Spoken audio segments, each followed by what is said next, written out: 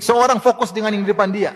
Jangan terlalu lihat masa lalu dan jangan terlalu khawatir masa depan. Dan itu ciri orang beriman. Kita fokus.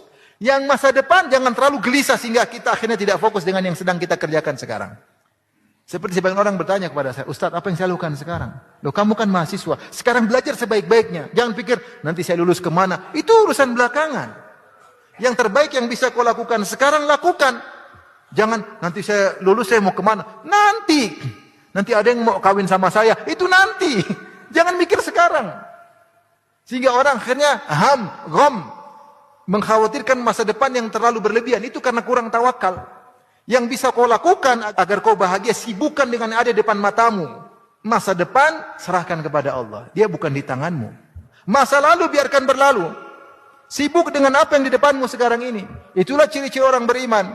Kenapa tawakalnya tinggi? Mikir yang sedang kita fokus, yang bisa bermanfaat sekarang, kerjakan.